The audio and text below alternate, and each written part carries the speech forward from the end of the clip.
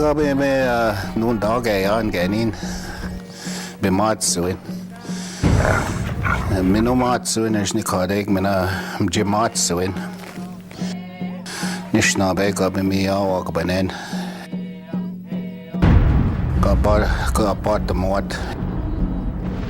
Mje matsuin minu matsuin. Kedwaki san nish mainginak. Tubet kunanik. Yoshki Bejik mje aushuia Bejik. Meno as wede dash emimiata. Yo ekirwak benen dashki anishnabek. Ane when dashte Eshamayan.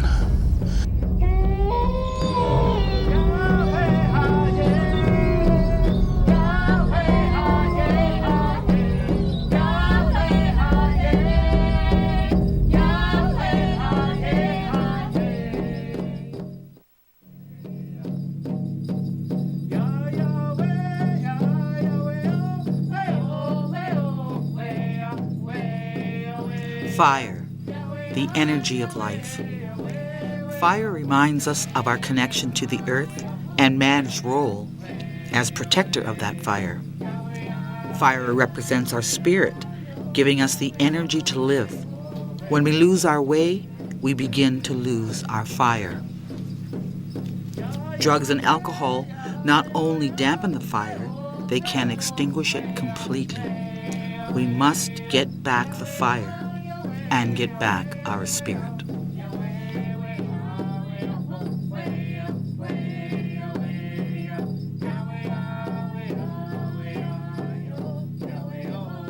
Nobody ever stood up in kindergarten when it was like, what do you want to be when you grow up? I want to be an addict. And said, this is what I want to do. Nobody ever says that. Matthew Buttigieg, Detective Constable, Ontario Provincial Police. So when people start using drugs for the first time, they're not addicted to it. Their body isn't used to it. As they start using it more and more, their body gets used to that drug being in their system. That's when the addiction process starts. When they don't have that drug, they'll seek it out because they'll either get sick, their body starts having withdrawal symptoms, they want that drug in their system, and then they'll seek to get it. The drugs that are out there today are lethal, they're dangerous. Jeff Dupuy, and I'm the Regional Commander for the Northeast Region and with the Ontario Provincial Police. You'll get hooked on drugs, they'll be asking you to take drugs, and maybe even free for the first couple of times. But once they've got you hooked, then they'll be looking for their money. And the process and the ways people will go and get this, it could be anything. It could stem from stealing from parents, it could stem from doing robberies. Stealing in vehicles, they'll be doing break-in-enters, all leading to a life of crime. They're stealing from you. They're stealing from other people. They're lying constantly. It's all about being very secretive. It's almost like living with an alcoholic. Everything's a secret. Everything you learn to cover up. Lying is a part of the addiction process, is a part of not accepting responsibility for what they're doing. One of the things that is troubling, obviously, is what impact it has on family and friends, what impact it has on your education. A lot of times they don't realize that by being involved in these things, they are jeopardizing any future that they have. My name is Monique Sawyer. I'm the principal here at Bissing Secondary School in North Bay, Ontario. As educators, we strive to overcome these boundaries or barriers that the drugs and alcohol cause, and it's a big struggle for sure. The reasons are really always different. It might be someone that just wants to try something new. It might be somebody that is having trouble in their life and just thought that this is a way to go, and I'll just try this and nothing will ever happen to me. Everybody always says nothing will ever happen to me. I remember arresting an individual who owns a business, and his wife was a teacher, and he started using crack because he normally bought marijuana at this house. They didn't have marijuana on the one day that he came. All they had was crack available. He said, well, one time, it won't hurt. I'll use crack cocaine. He did, and he hasn't stopped since. There were kids that, through peer pressure, decided that they would do drugs.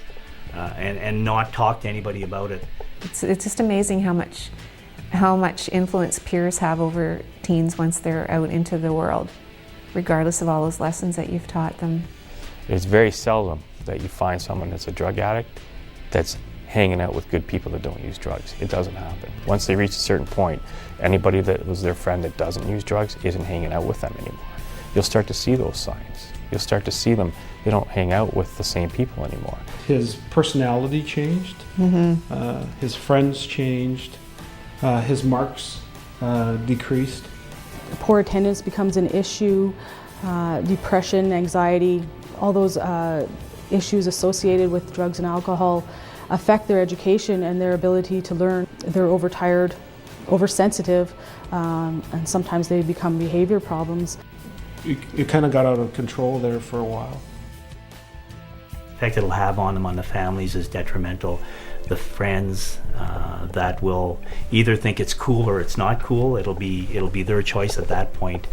When they realize that someone does have a drug problem, it's always the best course of action to confront them on it. Be prepared for the fact that they may completely deny it. They may deny that they've stolen anything. They may deny that they even use drugs at all. They may come up with excuses why they use drugs. When somebody's doing drugs, they always have the answers that you want. And when he wants money, he'd give you the answers that you think you were wanting to hear, and he knew that he was playing you that way. They have to reach a certain point where they say, you know what, I have a problem. I need help. And then they reach out for the help. An elder speaking to Aboriginal youth said, "You don't know how easy you have it today." And I thought, she doesn't know. She doesn't know how difficult it is to be young and Aboriginal in today's world.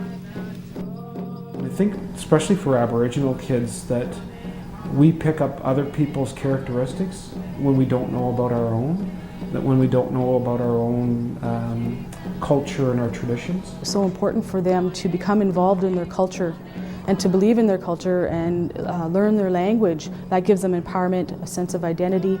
It gives them the will and the want to stay on the right path, to follow a good path.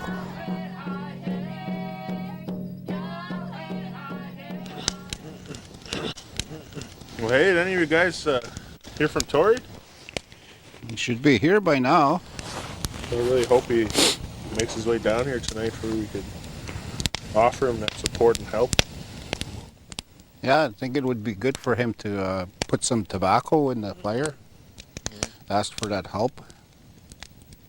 There was a couple of sweat lodges that they had in the community, so I said, you know what, come on with me.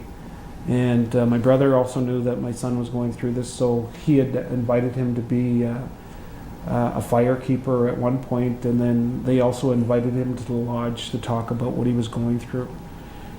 So he started to find some strength, I think, in the culture and in the friendships that he was developing, and then his dad was dragging him to, like literally dragging him to some of the OPP activities, and where he's going to learn some more about his culture and all of that. Hey, look, there's Tori. Hey, man, pretty good. Didn't think you were gonna make it today. Yeah, just didn't make it. Getting really worried about you. Yeah, what's going on? Yeah, I'm having a real hard time right now. You know, just people I'm hanging around, and you know, just not a good crowd right now. I'm glad you're here, though. I want to put some tobacco in the fire with you and help you out. It means a lot to us seeing you come here. It gives us hope that you want to get better. That you want to make the effort to get better. Just showing up here means a lot to us. Like, we'll be here a lot. Maybe next time that your friend, those other friends you have, ask you to go do those things, we'll be here for you. I want to ask you if you want to put some tobacco in the fire.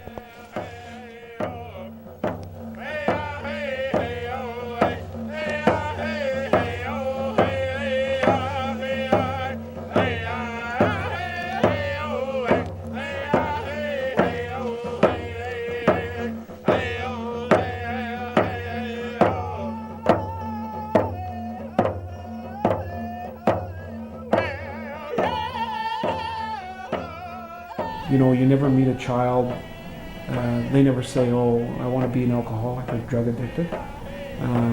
We learn those things, but we also need to support them through those times. I think we have all probably gone through something in our own lives, and when we look back, it's the people that supported us during those rough times that we remember. People will make mistakes, I know that, that'll happen, but it's a good time to correct the mistakes, it's a good time to talk to people.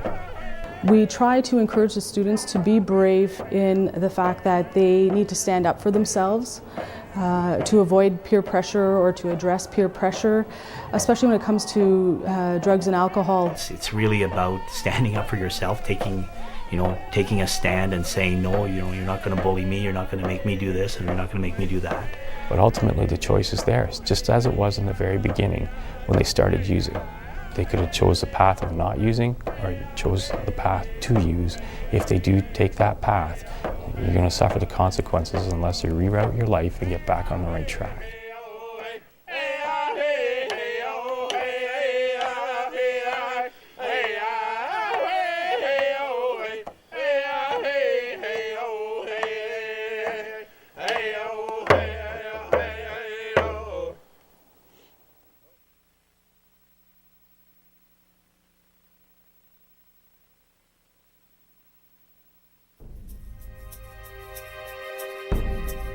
Jay was so full of life.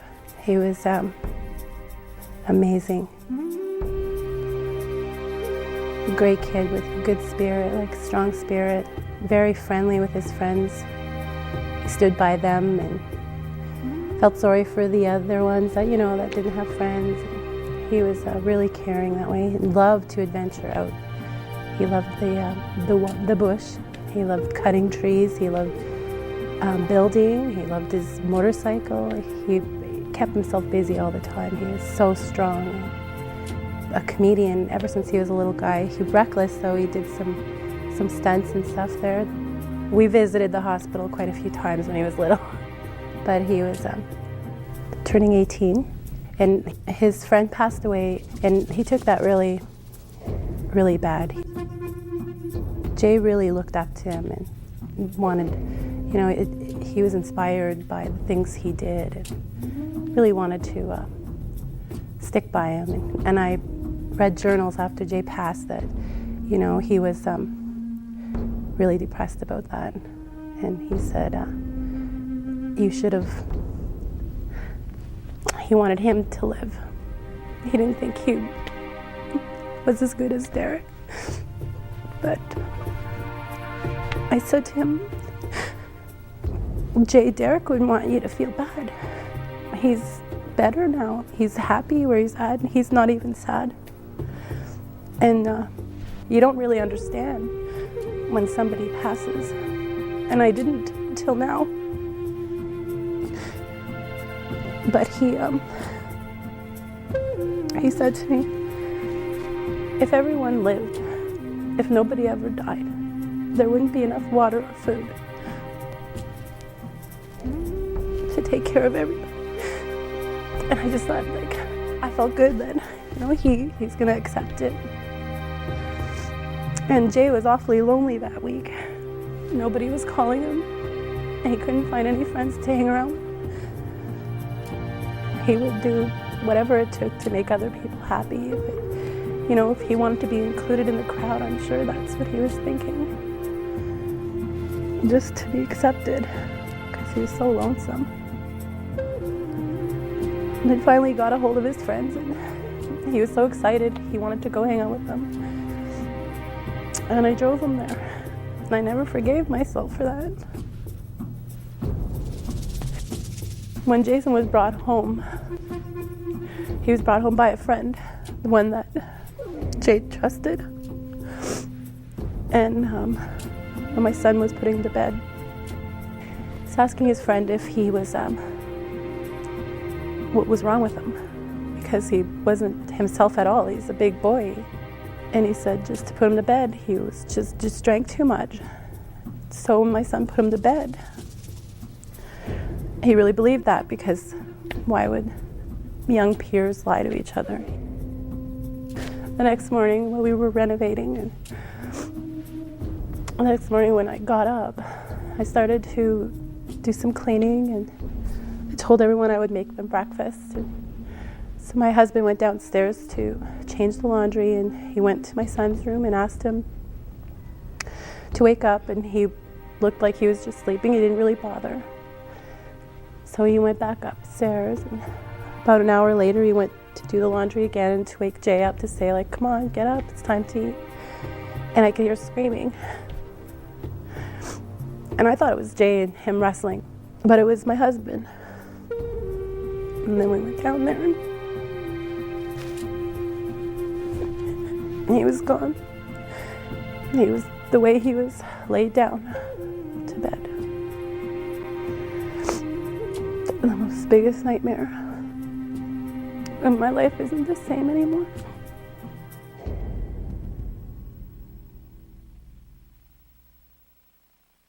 You never think it's gonna happen, but it happens. When I talk to other kids, I always tell them to be careful and don't let this happen in vain. Learn something from that. Take care of yourselves. But my life is never going to be the same. I think that any teenager that knows another one's in trouble, don't hesitate. You're not going to get in trouble. Just go to the hospital. Call the police.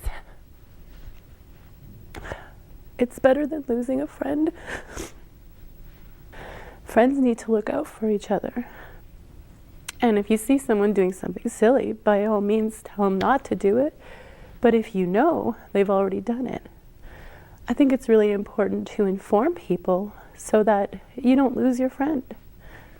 So a mother doesn't lose her child.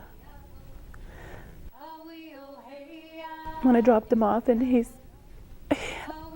something weird happened. Because he turned around and he looked at me and I said, I love you, bye. And he started to walk up towards the house and he turned around one more time just to look at me, and that was the last time I ever saw his eyes. Hey ya, hey ya, ah we oh hey, ah we oh hey, ah we oh hey.